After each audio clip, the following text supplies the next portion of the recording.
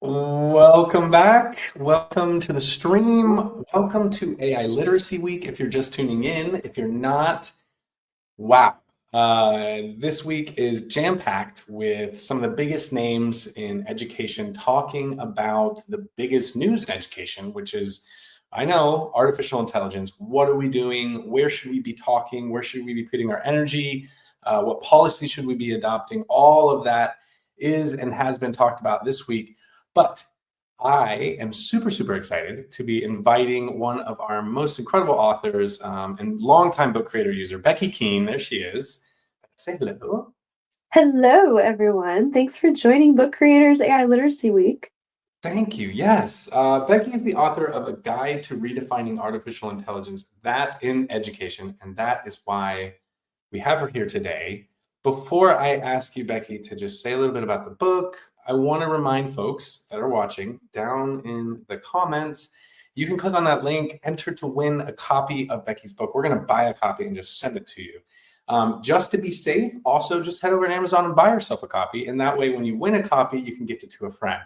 I'm only Love kidding. Down in the comments, definitely check it out. But Becky, welcome. Thank you so much for being here. Tell us a little bit about yourself and your book. Thanks, David. It's so fun to be here. I am an educator.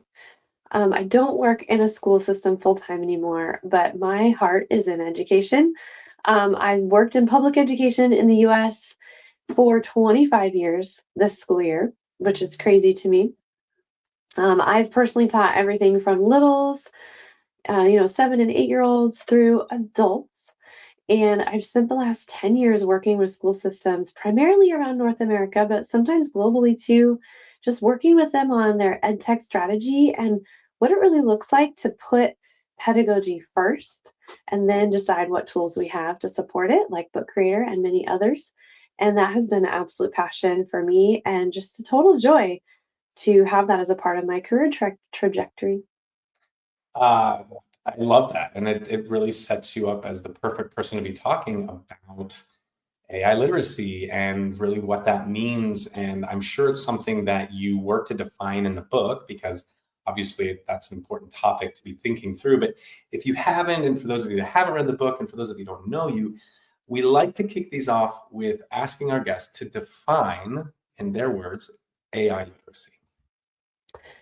To me, the core word here is literacy, right? It doesn't matter what goes in front of it. Literacy is all about understanding the mechanics, the pieces that come together to make a language work. So when we are literate, we are able to use, employ, understand, communicate in this certain set of vocabulary and rules. I have a master's degree in elementary literacy, and so I'm certified in adolescent literature. Those words mean something to me, but in the field of AI, it basically means that we and our students and people, humanity, understand what it is and how we can use it appropriately.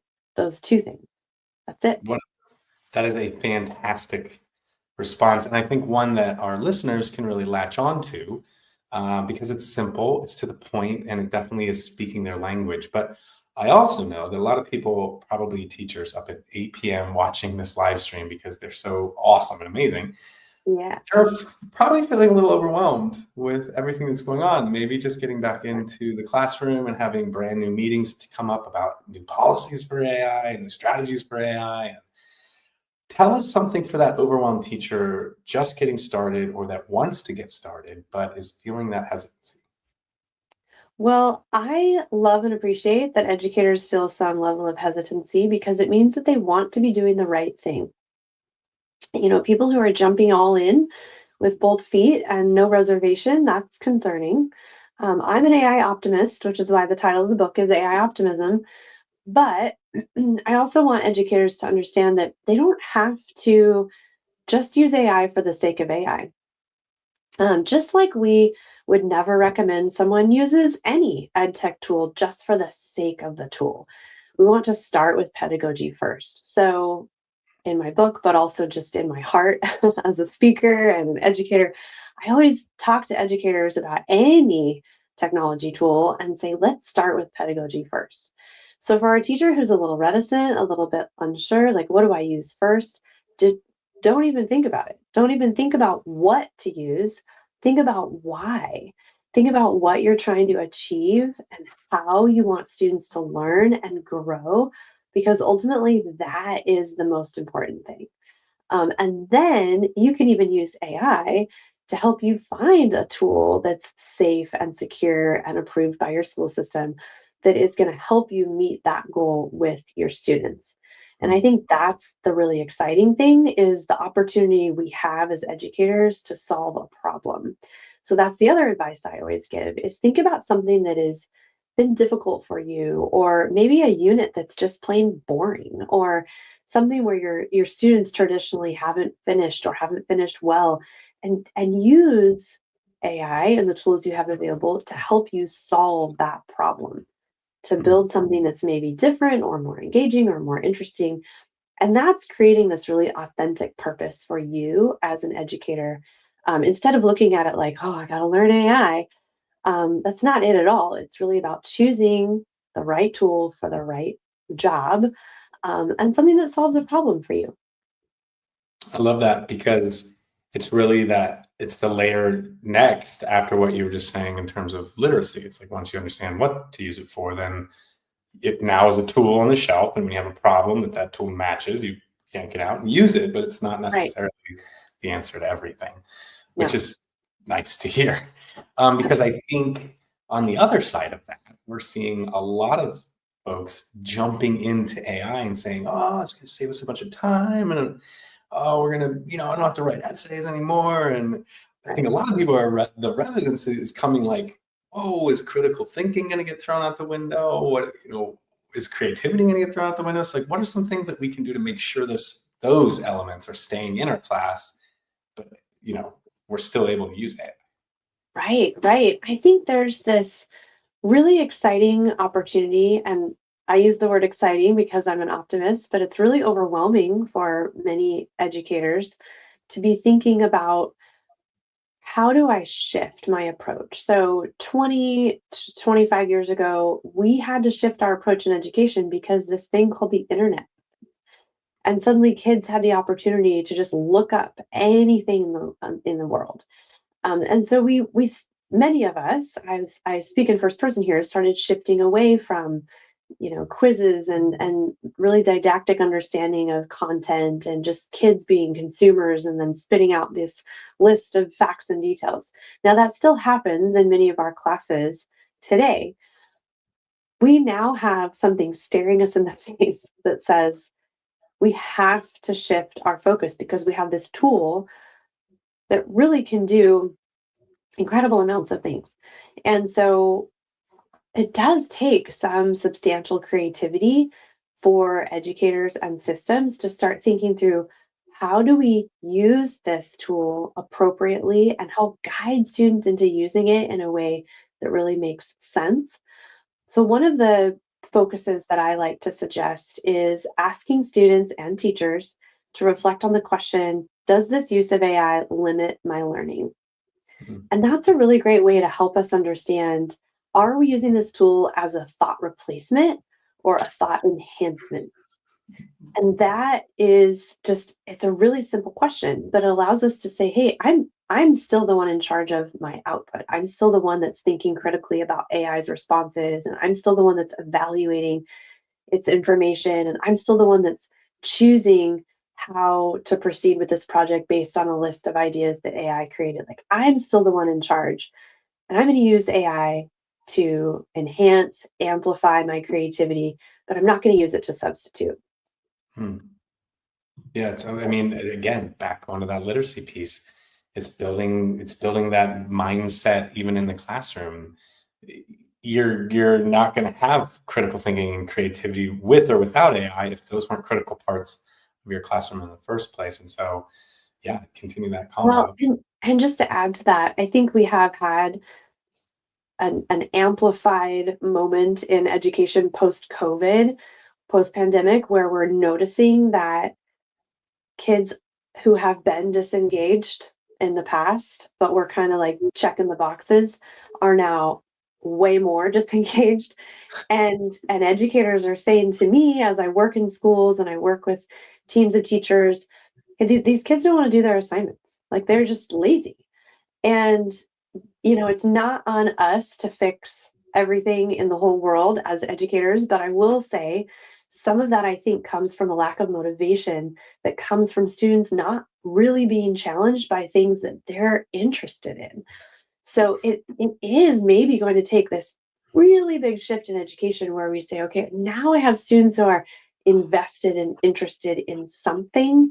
And so they're excited to think critically and creatively about those things.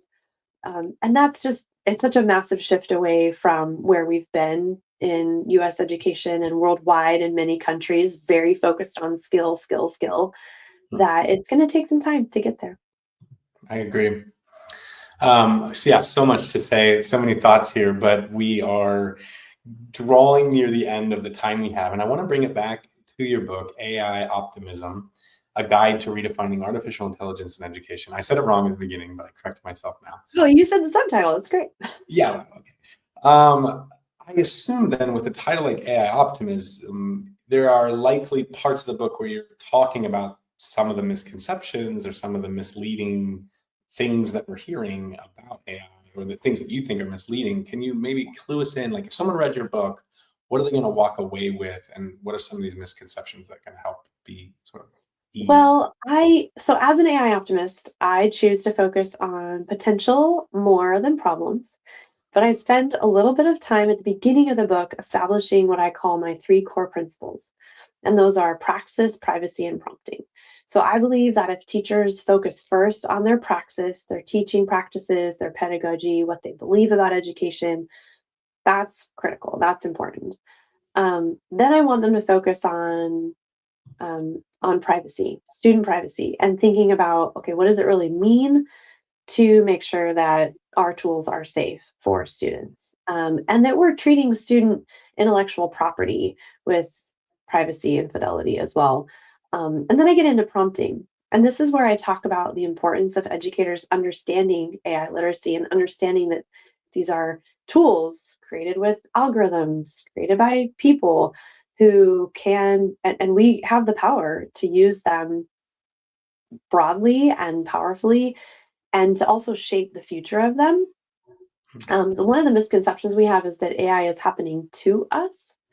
And I think some of that comes in with using terms like magic that Mhm. make it feel like this really like foreign, ethereal thing that we don't have any control over. When the reality is we we have lots of authority and we can hold companies accountable to responsible AI with our money in a consumer economy. So really fascinating to think about where teachers feel like this thing is being pushed on me and it's out of my control and it's nothing I can do.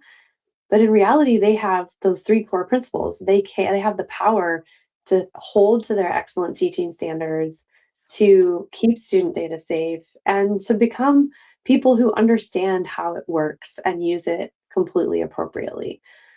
As an AI optimist, that's what I believe. I do talk about in the book. There are lots of hurdles around bias and misinformation, and those things are real and need to be taught and focused on. But it's not where I spend a ton of time in the book. I talk more about what's possible. I love that too, because, well, I don't know if you've noticed, but it doesn't seem like this AI thing is slowing down. No, it's And not going away. And so I think we have the authority to use the tools powerfully that are there while considering the challenges and concerns that we have, and being really vocal about those things. But I don't think the right approach, personally, I don't think the right approach is to ban or to say like I'm not going to use any of it. It's too pervasive at this point. It's completely ubiquitous. It's everywhere. You can't avoid it. yeah, I mean, and well, when we had it long before we thought we had it, Right. Yeah, and that's the other thing is it's not new. Like it's just different. just Less more powerful.